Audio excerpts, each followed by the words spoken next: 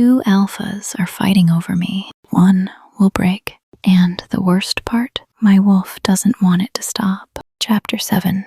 The Den of Fenrris. Derek's fist cracked across Alaric's jaw, hard enough to turn his head and spray blood over the stone. The common room erupted in howls. Wolves shouted from the bunks. Leather creaked. A table overturned somewhere in the crush of bodies. Wooden legs scraping and then splintering as 2 snarling males slammed into it. Someone started calling out odds for wagers. Someone else barked for room to see. The whole den seemed to surge and shudder around the violence, like Fenrris itself had rolled over in its sleep and bared its teeth. I couldn't breathe. Alaric hit the edge of a bunk, rebounded, and came back with a growl that shook through the floorboards. Derek met him head-on, bigger, heavier, all brutal momentum and pack-born malice. They collided fist to fist with a sound like bodies thrown against a door. Claws flashed, teeth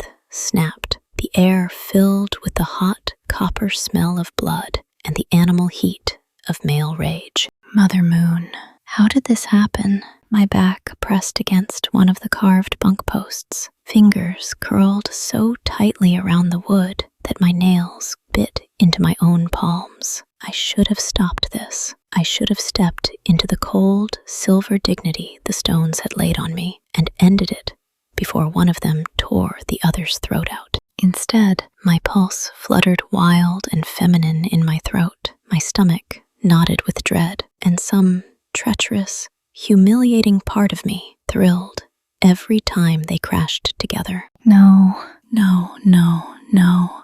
I swallowed hard, trying to force my body back under control, trying to smooth my face into something calm, something Luna-worthy. But my wolf was pacing inside me with bright-eyed hunger, drinking in the spectacle. 2 alphas, 2 strong, furious males, one brutal and dark, one steady and noble, and both of them had fixed themselves on me hard enough to bleed for it. I hated that my body understood that before my mind did. Derek lunged, caught a fistful of Alaric's shirt, and drove him backward through a low ring of benches. The wood went over with a crash. The room opened wider around them, eager and shameless. Gold coins clinked, and bedding papers rustled. Alaric struck back low and sharp, his knuckles catching Derek across the ribs. Derek barely seemed to feel it. He smiled instead. That smile turned my blood cold. Derek was winning. I knew that already. My body knew it faster than my pride did. Alaric couldn't match him. Part of me recoiled from that. Part of me felt something meaner and more frightened than I wanted to name. I told myself that thought came from my wolf, not me. I was better than that, wasn't I? Derek looked magnificent in the worst way. All violence and certainty, and the ugly magnetism of a male too used to taking what he wanted. His hair hung loose and wild around a face gone half feral with fury, his mouth blood-wet, his shoulders broad beneath the torn remains of his shirt. Every line of him screamed danger, and my body, traitor that it was, noticed. A hot shiver slipped through me. Spirits and stones. What is wrong with me? Alaric swung again. Derek ducked and slammed his forearm into Alaric's throat. They staggered into the open center of the common room, knocking into one of the support posts that held up the higher bunks. The whole structure groaned. Someone might die if they kept this up. My thighs pressed together before I could stop them. The realization hit me like a slap. Shame flared hot under my skin, hotter than the torchlight, hotter than the blood-thick air.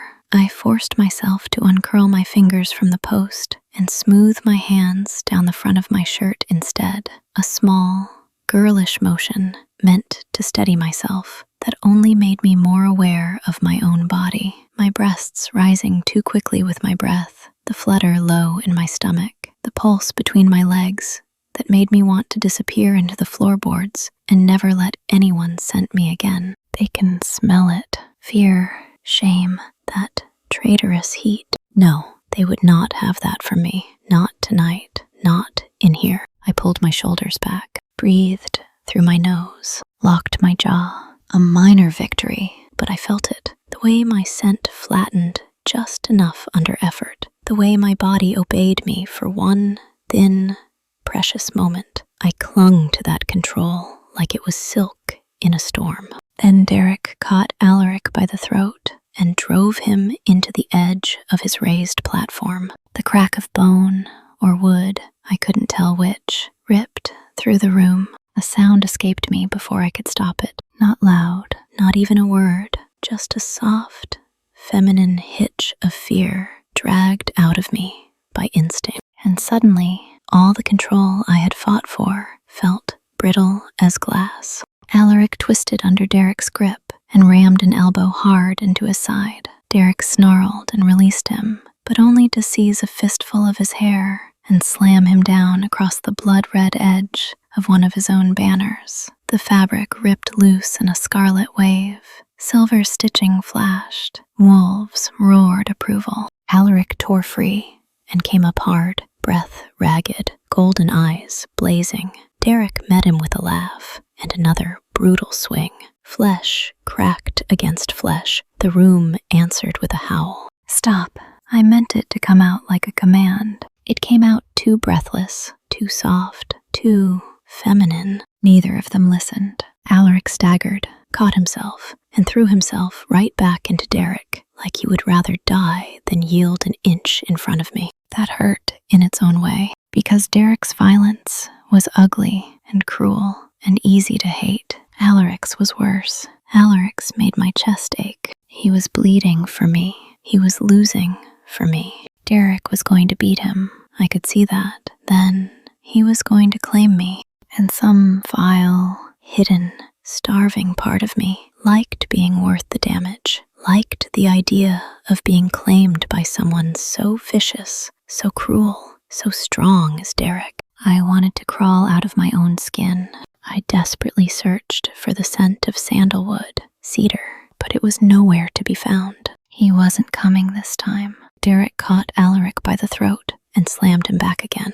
The whole room shook with the impact. My breath hitched. My hands flew to my mouth before I could stop them. Small and foolish and feminine, the gesture of a girl watching something terrible and unable not to feel it in her own body. I snatched them back down at once, horrified by myself, but too late. I was trembling now. I could feel it in my wrists, my knees, the soft, rapid flutter of my breath. This had already gone too far, and somewhere behind the blood and the snarling and the roaring common room, one thought beat in time with my pulse. How did this happen? How did it go so wrong? It went from routine inspection to prize fight. It had started before the first blow, the moment I walked into Fenris's den and understood what it meant to be she-wolf there. The common room swallowed me whole. Not a dorm, not really. A den, a barracks, a place made for bodies that did not believe in privacy and teeth that did not believe in gentleness. Rows of bunks climbed the walls in rough-built tiers of dark wood and iron, some stacked high enough that wolves had to leap or climb to reach them. Pelts hung over railings. Jackets marked territory. Boots, books, knives, and half-emptied bottles crowded the edges of claimed spaces as if every inch of the room had been fought for and held. The air was thick with heat, sweat, leather, and the restless, living scent of wolves packed too close together. I stopped just inside the doorway. It hit me all at once. The noise first, laughter, arguing, the scrape of claws over wood, the rough jolt of bodies colliding in some mock fight near the far bunks. Then the rest of it. A boy bent over his books, while two others wrestled on the floor a few feet from him. A pair of wolves sparred in a loose ring, with half the room shouting advice at them. One girl sat cross-legged on an upper bunk, braiding another's hair, as though the snarling below them was little more than weather. And nearer, too near, a she-wolf straddled her boyfriend's lap on the edge of a lower bunk, kissing him with slow, shameless hunger while his hands slid under the hem of her shirt. No one stared. No one looked away either. They just lived around it, around her soft, breathy sounds, around the way he tipped his head back to give her better access to his throat, around the low heat of their bodies pressed together in full view of everyone, like this was nothing, like wanting and touching and being touched were just part of the room's furniture. My face burned. I dropped my gaze at once and hated that I had looked long enough to see any of it at all. Hated more the quick, involuntary little twist low in my stomach before shame drowned it out. So this is what ordinary she-wolves got. Not ease, not safety, but this, openly wanted, to kiss and climb into laps and laugh against their boyfriend's mouth without the whole house examining who it was and what it meant. They could be reckless, common, sexual, a little vulgar if they pleased. And my fingers curled at my sides. I had my own warded room in the Luna quarters, my own bed, my own protected space that smelled of sage and clean linen instead of sweat and sex and wolf heat. I had been grateful for it. I was grateful for it. That privacy was part of the dignity the Lunas wore like perfume, part of the distance that made them seem less like normal girls and more like moonlight wrapped in female form. But standing there, staring at a room full of wolves who belonged so physically to themselves and to each other, I felt the strange little sting of envy anyway. Grass greener, filthier too. Don't stare too long, Luna. Alaric murmured beside me. It makes you look weak. I startled. I had been so busy staring and not staring that I had almost forgotten he was there. He stood close enough for me to feel the warmth of him at my side, one hand resting light against the small of my back, just long enough to guide me forward, then dropping away before the touch could become anything more than practical. Even that brief contact made me aware of myself all over again.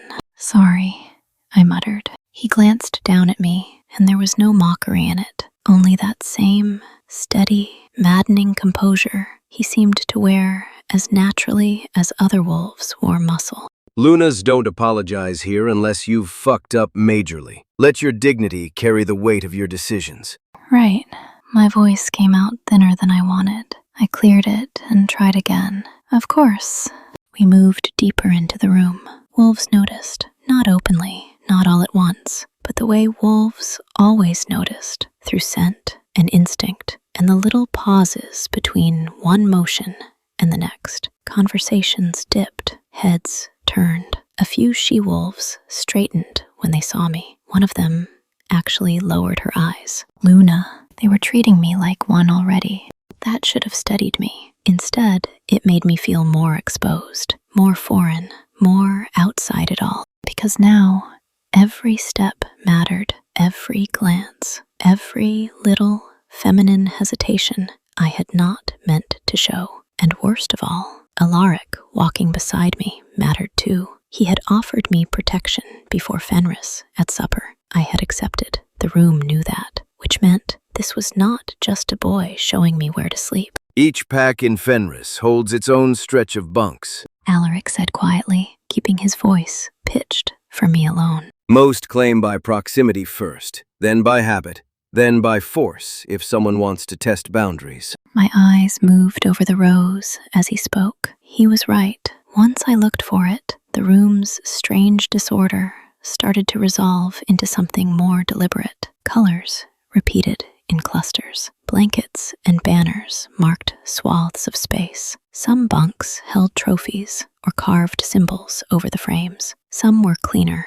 better defended, closer to the center. Others sat farther out, narrower claims, lesser ground. The higher you are, He said, the more central your territory usually becomes. Better bunks, better lines of sight, easier access to the floor if there's trouble. Of course there's always trouble, I murmured. That won a flicker of a smile from him. My eyes snagged on another pair of wolves tangled half beneath a blanket, the girl laughing into the boy's neck while he bit gently at her shoulder. I tore my gaze away so fast it almost hurt. Alaric noticed that too. His expression shifted, gentler this time, though I hated how easily he could read me. Fenrris is communal, He said.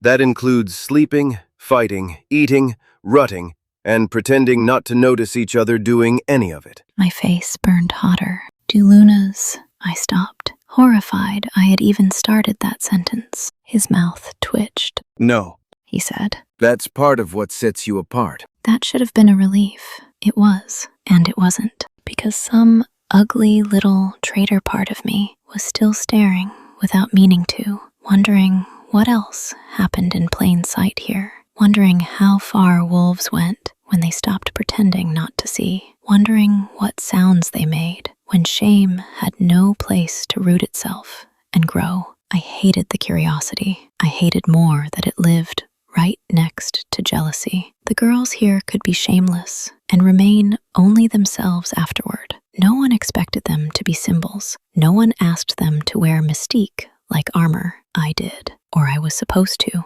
Aluna's privacy was part of her power, her distance, her gravity. I understood that. I did. But there was a cost to becoming Moonlight. Moonlight was watched, worshipped maybe, feared, desired, but not allowed to be messy, not allowed to pant and laugh and climb into a lap in the open common room and remain politically meaningless after. The girls here got to be real. I had been made into something else, something ethereal. A burst of male laughter cracked across the room. I flinched before I could stop myself. Alaric's gaze flicked over me again, taking my measure with that infuriating steadiness. You'll get used to it, He said. I almost laughed at that.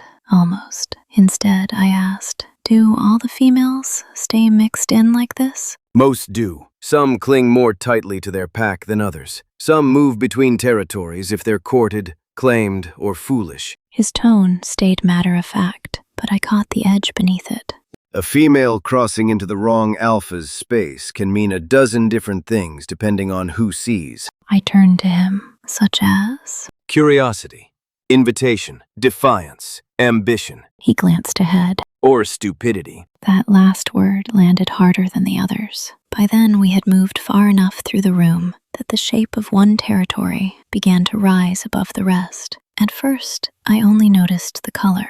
Fenris blood red, draped in broad, arrogant swaths between the bunks, edged in silver that flashed harsh in the torchlight. Then the platform, a raised structure built above and beyond the ordinary bunks, more dais than bed frame, high enough to look down on half the room. Wolf pelts spilled across it in thick layers, gray and black and white, barbaric as winter trophies. Banners hung behind it, red and silver again, the colors of Fenris, stolen and remade into a promise. Elephant tusks arched over one support beam, rhino horn trophies jutted from another. My steps slowed. Alaric, I said quietly. He had gone still beside me. Two girls lounged near the edge of the platform bed, not relaxed, waiting. Their collars caught the light when they moved. Thin bands of black leather with a metal ring at their throats. One looked up when she saw us and immediately lowered her eyes again. Something cold uncurled in my stomach. This was not one of the ordinary, rough, shameless little territories scattered across the common room. This was a throne room built inside a barracks, a chieftain's den, the kind of place designed to tell everyone who entered it that power lived here, slept here, took girls to bed here, and wore dead enemies as decoration. I did not need to ask whose it was. I knew, and suddenly I knew something worse. We were already standing too close. Back up, Luna. Now. Alaric said, low and fast. But it was too late. The room changed before I saw him. Not loudly, just a tightening, like breath drawn in and held. Then Derek's voice rolled across the common room like a hand closing around the back of my neck. Well, It came with a laugh, roughened by contempt. look what wandered into my den. I turned. He was crossing the room toward us, with his pack at his heels, broad shoulders rolling under a half-open shirt, blood red and silver flashing at his back like war banners come to life. The sight of him made my body go cold first and then hot all over again, and I hated that too. Hated that I noticed the way he moved, hated the raw force of him, hated the memory of his hand on me before it had even happened again. His eyes slid over me slowly, then to Alaric, then back. One dinner speech and you start forgetting your place? Derek asked. That it? One alpha swears at your table, and suddenly you think you can step wherever you please. I drew myself up, but it felt thin, decorative, a silver posture over a body that already knew it was in danger. This was just an innocent mistake, I said. Derek grinned. It was, but you won't be innocent for long. He kept coming. Alaric shifted in front of me at once. Not enough to block me, only enough to make the line clear. She's leaving now, Derek. Derek didn't even look at him. Out of my way, pup, before I add your pelt to my bed and fuck her on it. His gaze fixed on me again, bright with malice and something uglier, something almost delighted. Luna, he said, and made the title obscene. You really thought being bowed to at supper made you untouchable? No one in the room moved. I could feel them all listening. She doesn't belong in your territory, Alaric said, voice hardening. Derek's smile widened. And yet, here she is. He let his eyes drift deliberately to the platform behind me. Standing in my space, wearing my attention, smelling like trouble. My breath caught. He smelled it. Of course he did. The lingering agitation, the nerves, the embarrassment I had tried to bury under Luna poise and failed to hide fully from a wolf like him. Alaric's shoulders tightened. Derek. At last, Derek looked at him. You think your little oath gives you the right to shepherd her through Fenrris like she's already chosen you? The room went tighter still. My pulse hammered in my throat. Chosen. So that was how it looked. Alaric's jaw flexed. I swore to protect her. Then you might want to reconsider that oath. Derek's gaze slid back to me, heavy and intimate, in a way that made my skin crawl. Because now that has consequences. He moved faster than I expected. 1 second, he was a few paces away. The next, he was right there, all size and heat and male force, his hand slamming hard into my shoulder. I stumbled backward. The edge of the platform struck behind my knees. Then I was falling. The pelts hit first, thick and rough beneath my hands, carrying the rank animal smell of dead wolves, and Derek's own scent worked deep into them. Shock ripped through me, so did humiliation. I scrambled to rise at once, but Derek was already there, stepping between me and the floor, looming over me with one knee on the edge of the platform bed, as if he meant to pen me in there before the whole room. Fear hit my body faster than thought. No, not here. Not in front of all of them. Derek. Alaric snapped. Derek ignored him completely. His eyes stayed on me, bright and cruel and hungry with the pleasure of having put me here, on his bed, in his territory, above the room and beneath him all at once. There are no Lunas to save you here, he said softly. The words slid under my skin like a knife, and somewhere deep inside me, shame, terror, and a traitorous flicker of remembered envy all collided at once, so hot and violent I could barely tell them apart. His shadow swallowed me. I tried to move, but my hands slipped against the pelts beneath me, thick and uneven, the coarse fur dragging against my palms as I scrambled back on instinct. The smell hit harder here, close and suffocating. Wolf, sweat, blood, and something darker threaded through it, something that belonged entirely to him. Then the two collared girls leaned in, each grabbing one of my arms and pinning me down. I fought their grip, but for as feminine as they looked, they were remarkably strong. Derek leaned in, too close. Heat rolled off him in slow, suffocating waves. I caught his scent, oaky musk, laced with something sickly sweet, wormwood, and rot beneath it. My breath caught before I could stop it, chest rising too fast, too shallow, and I hated how it made me feel. Small, cornered, my body reacting before my mind could shape anything into control. See, I knew you were no Luna. He murmured, voice low with amusement. Your prey. My stomach dropped. I pushed back again, but with the girls pinning my arms, there was nowhere left to go. The room stretched out below us, a ring of bodies and watching eyes, the noise shifting, lowering, tightening as attention drew in around us like a noose. They could all see me, on his bed, under him. Humiliation burned through me, hot enough to blur the edges of my vision. Get away from her, now. Alaric's voice cut through it, sharper now, closer. But Derek didn't move. His gaze stayed on me, dragging slowly over my face, my throat, lower, and I jerked my knees together before I could stop myself. His smile deepened. He smelled it. Shame surged, violent and immediate, my fingers curling into the pelts as I forced my shoulders back, forced my chin up, forced myself to hold still, even as everything in me wanted to twist away. I said, Alaric's voice dropped, rougher, more dangerous. move. That earned him a glance, just a flick of Derek's attention, dismissive at first, before his mouth curved in something darker. Or what? The words settled into the room like a thrown blade. No one spoke, no one moved. The air itself seemed to hold, stretched tight with expectation.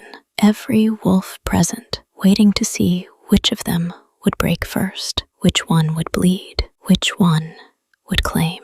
The word slid through me, unbidden, curling low in my stomach, sharp with something I did not want to feel. I hated it. Derek's hand moved. I flinched before I could stop myself. His fingers closed around my wrist, firm and unyielding, the contact immediate and absolute. A soft, breathy sound slipped from me before I could swallow it, and his grip tightened just enough to tell me he had heard it. See? He said quietly. Not so untouchable, after all. I tried to pull free. He didn't let me. Last warning, Grey Pelt. Alaric again, closer now, the sound of him stepping onto the platform, carrying through the wood beneath us. Derek didn't release me. If anything, his hold shifted, thumb dragging once, slow and deliberate, over the inside of my wrist as his gaze returned fully to mine.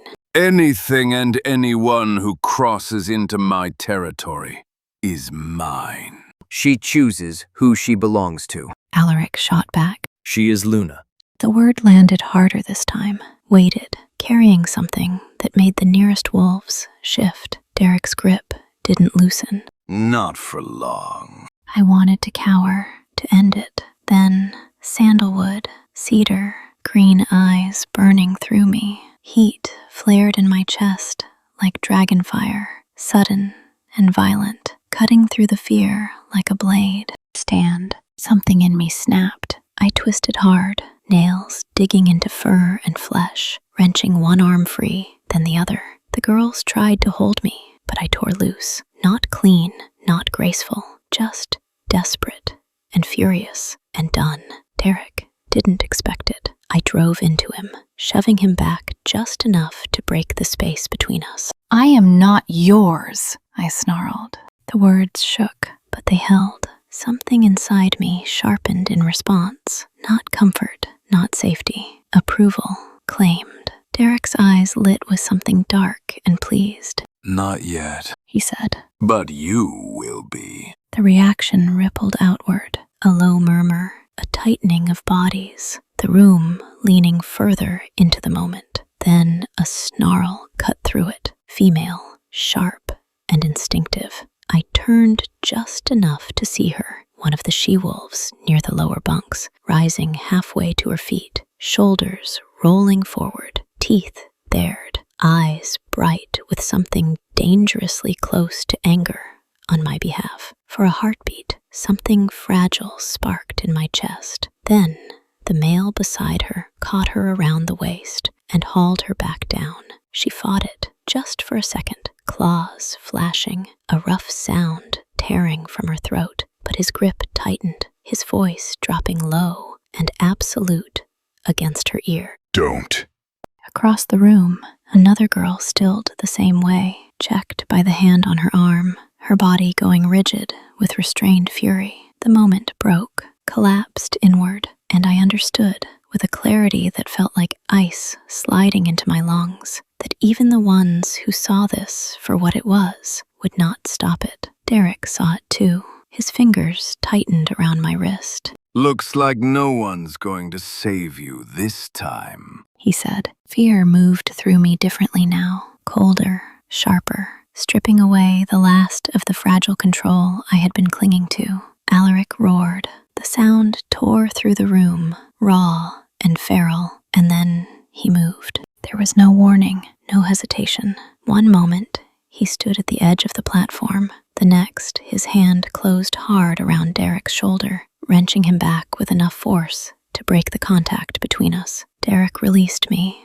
only to turn. They collided instantly. No space, no pause, just impact, flesh against flesh, force against force. The platform shuddering beneath the violence as both of them drove into each other with everything they had. I scrambled backward, breath tearing out of me, my wrist burning where Derek had held it, my body still shaking as I dragged myself clear of them. Below us, the room erupted again, louder now, uglier, feeding on the escalation.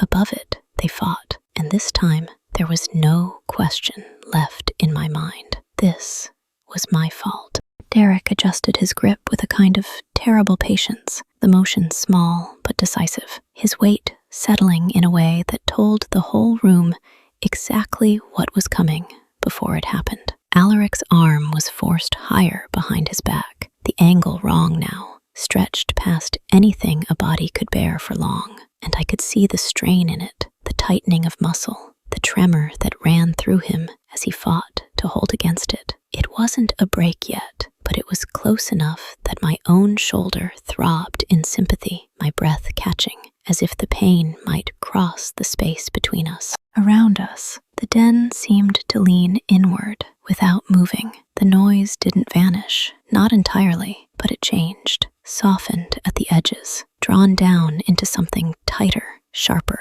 the laughter fading into a low, restless murmur as attention gathered and fixed. Wolves shifted their weight, heads angled. The air thickened with heat and anticipation, with the smell of sweat and blood and something darker that had nothing to do with either. This wasn't a fight anymore. It had become something else, a proving, a taking. Derek stood over him, broad and immovable, his body arranged with the easy certainty of someone who had already decided how this would end. There was no strain in him, no hesitation, just control, complete, suffocating, inevitable. And something inside me responded to that before I could stop it. A low, traitorous warmth slipped through me, curling deep in my stomach, tightening my breath. My wolf lifted her head. No, I tried to push it down, to anchor myself in the horror of what I was seeing, in the reality of Alaric's body being forced toward breaking.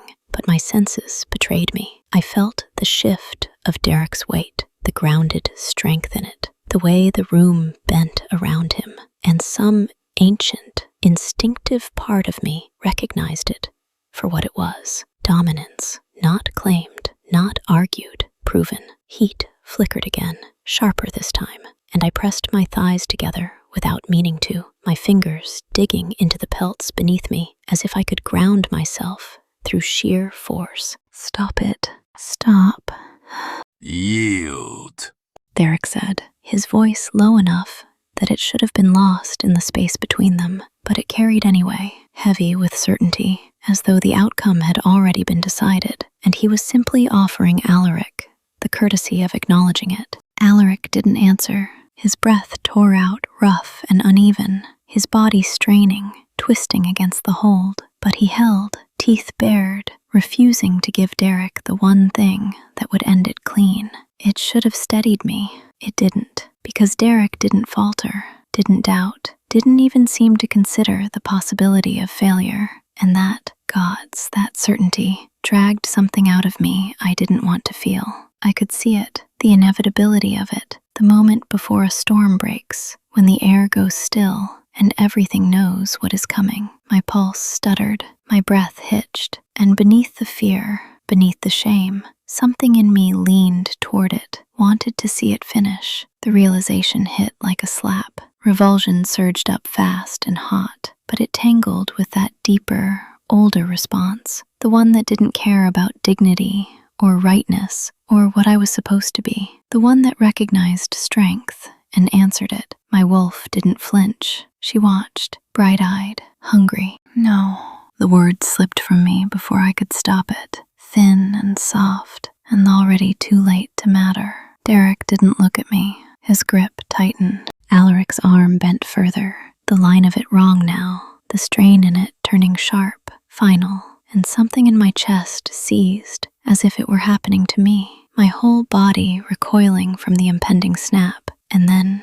something entered the room, not through the door, not with sound, with weight. It dropped into the space like a stone into still water, the impact immediate and absolute, sending a silent shock through everything it touched. The air compressed, breath stuttering in lungs, instincts flaring and then flattening as something larger, older, more dangerous, replaced the fragile balance that had existed a heartbeat before. Derek froze, not willingly, held. The last inch of force stalled, as if the world itself had closed a hand around him. A low, tearing sound followed, not quite a snarl, not quite anything human, rising from somewhere deep enough that it seemed to vibrate through the wood beneath us. The platform shuddered, wood cracked, and Derek was no longer standing. One moment, he had Alaric pinned. The next, his body lifted cleanly from the ground, his feet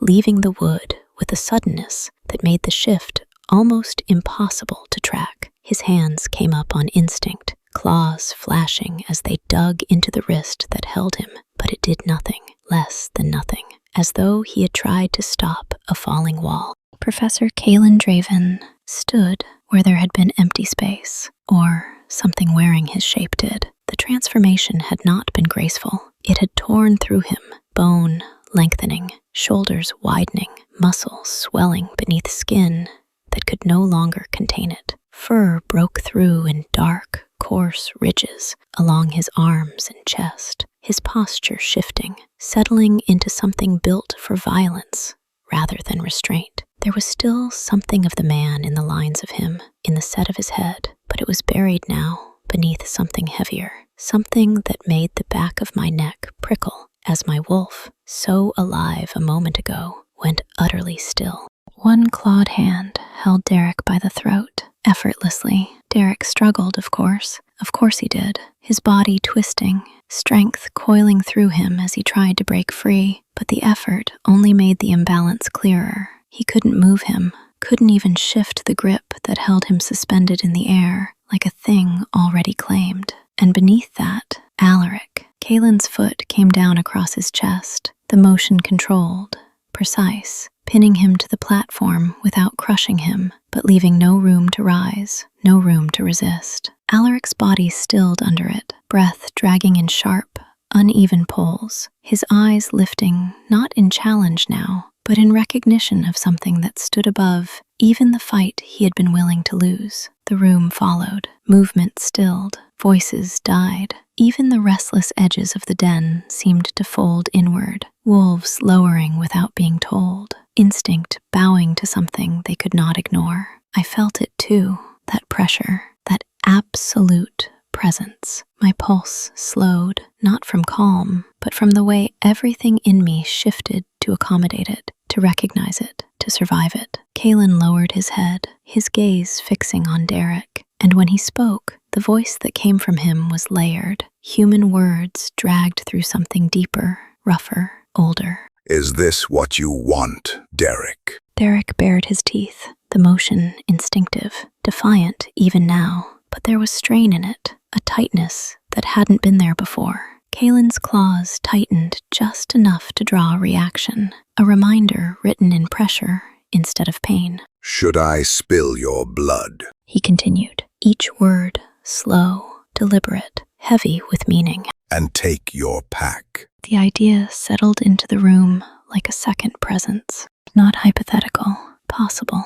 I felt it in the way the wolves around us shifted again, not in sound this time, but in something quieter, deeper, recalculation, instinct measuring the shape of the hierarchy as it stood and the way it could change in an instant. My breath caught, because for a moment I could see it, the simplicity of it, the ease, how quickly power could move, how completely it could rewrite what came before. And my wolf did not recoil. She listened, she learned. Kalen leaned closer, his muzzle a breath from Derek's face now, the dominance in him pressing outward, filling the space, leaving no room for anything else. This, He snarled, the word reverberating through wood and bone and blood alike. is what we are if we do not honor the full moon games.